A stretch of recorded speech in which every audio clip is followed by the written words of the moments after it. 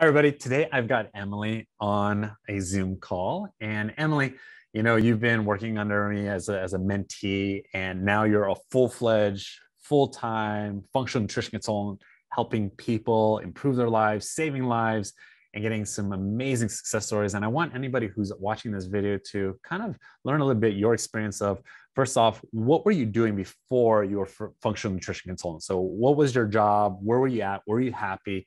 And just if you can dig into that for a little bit. Yeah, absolutely. Well, thanks for having me today, Gerald. So I am a registered nurse. I've been a nurse for 13 years, always at the bedside, primarily critical care, mostly neurotrauma ICU, cardiothoracic ICU, and surgical ICU. Okay, So nice. yeah, that's my nursing background, and really loved it. Really did, up until I found natural health and wellness, and just started to see with new eyes and how it's really hard to heal in a hospital setting, and we don't really know a whole lot about healing.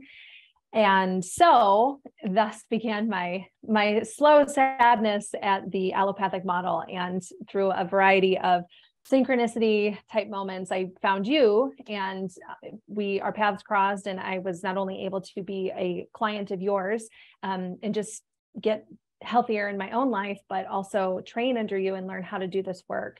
And so to say that I was unhappy in the hospital at the end is an understatement.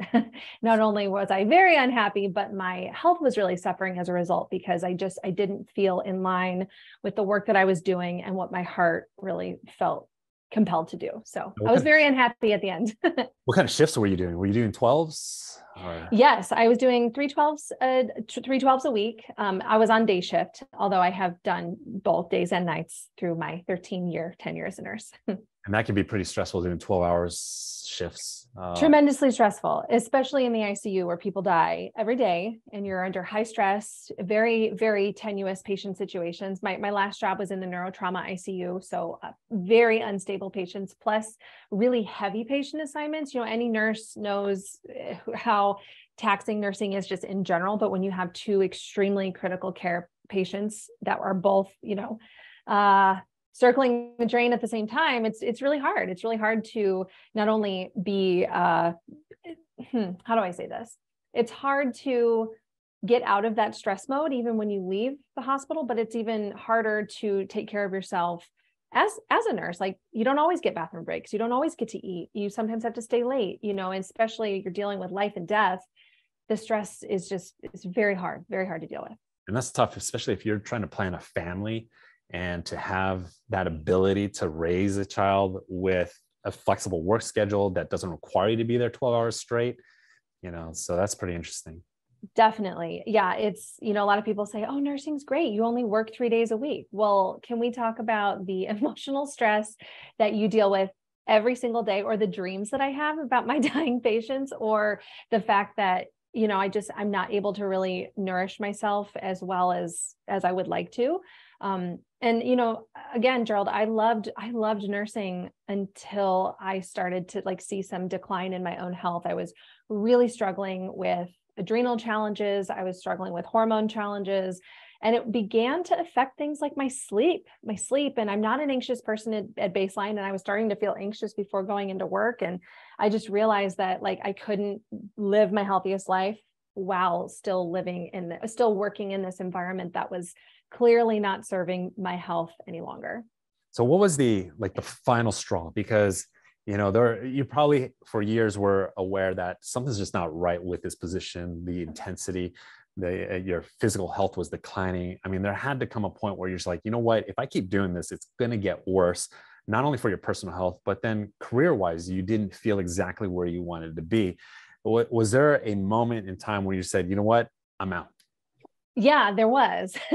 There was a moment in time where I knew I was done. And the saying is coming to me, when you're done, you'll know it. And it was very much like that for me. 2020 and everything that happened in that time brought with it a ton more stress on top of already being stressed, but new layers of stress, and being in that environment, along with some of the requirements that I was not able to consent to, which prevented me from being able to continue working.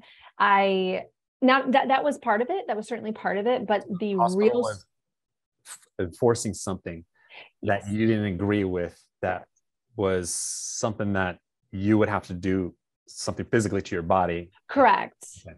Correct. I did not consent to some medical mandates that were being imposed by my employer, including testing. That was my financial responsibility to continue to work. And so while that was certainly a huge part of it, the bulk of it, though, if I'm being completely honest, was the fact that I did not feel like I could continue one more moment perpetuating the sickness. We weren't helping people. I wasn't helping people at the end. I was very much not. And I just couldn't sleep at night anymore. Yeah. And then you left, and then you joined us, and you became a mentee under me, Yes, and then I did. eventually an associate practitioner. And one of the goals that I had for you was to become your own full-time functional nutrition consulting practitioner. Yes. And from there on, we had an agreement, a mentee mentor agreement, to get you to be as capable as I am working with people, and which you are now.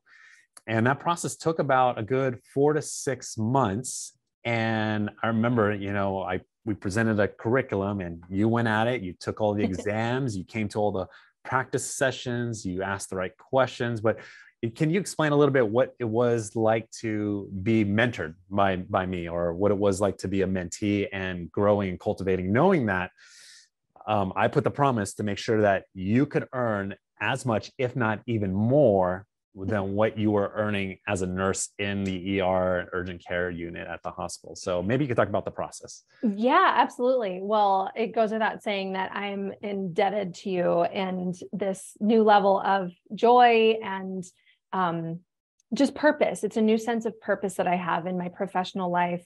And it's entirely thanks to you, Gerald. I felt like when I found you and began working with you first as a patient, and then as a consultant, or, as a mentee under you, I felt it felt very right. It felt very in alignment. And so I remember those moments of feeling like I could do this.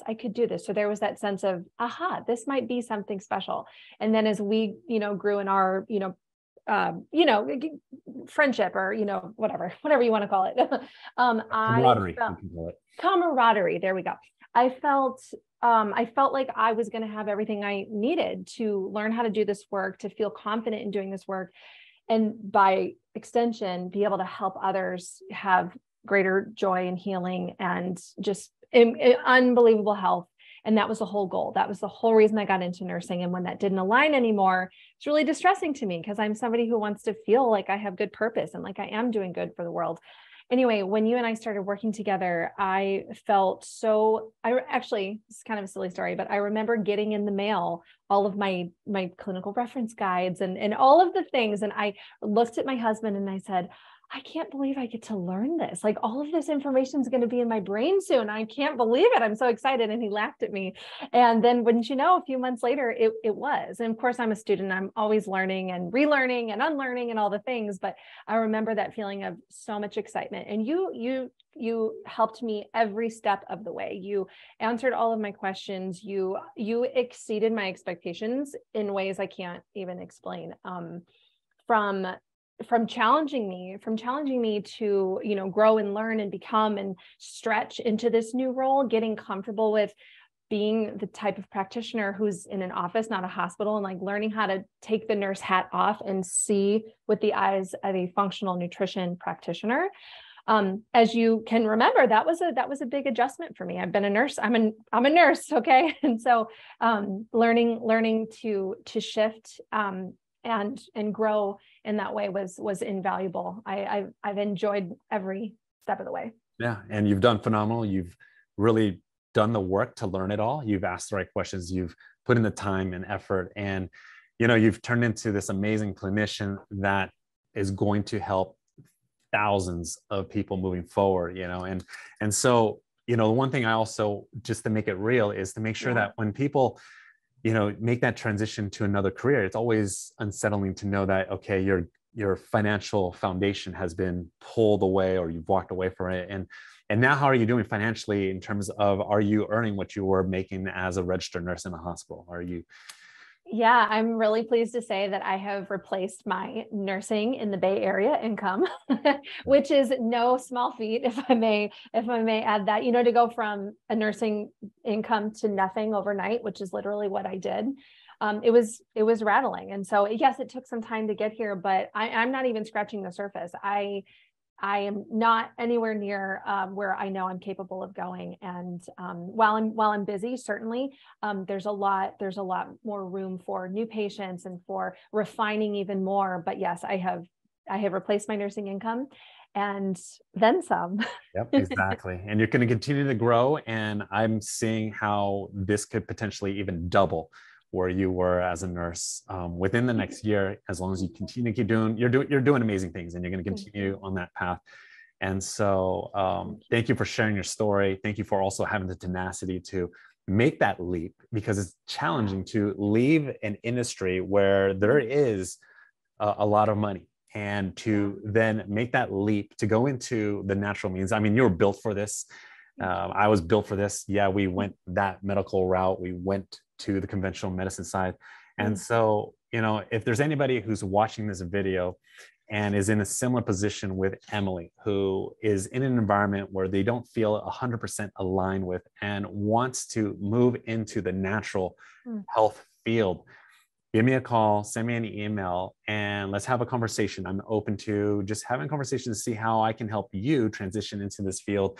And if you're interested, I am looking for associates. I am looking here in Idaho to bring on someone to do the same work that Emily is doing in California, and to get the same level of mentorship, mentoring, support, education at the same rate. And we'll make it an easy process. I mean, it was pretty easy for you, right, Emily? So. It was great. I mean, you made it that way, Gerald. You streamlined everything. You were very organized. You helped me just know exactly what I needed to do, where in order to get where I needed to be. And it was a really relatively short period of time, like from that first moment of like, hey, I want to do the work you do, to like seeing my own patients. And then through time and finesse and learning how to do this work and be really nuanced and all of the things, I now feel so confident, and I'm just so grateful to you for allowing me to learn under you. So the gratitude is mutual, because it's always nice for me to see how many more people are getting well because of the effort that you put in, and your intelligence and your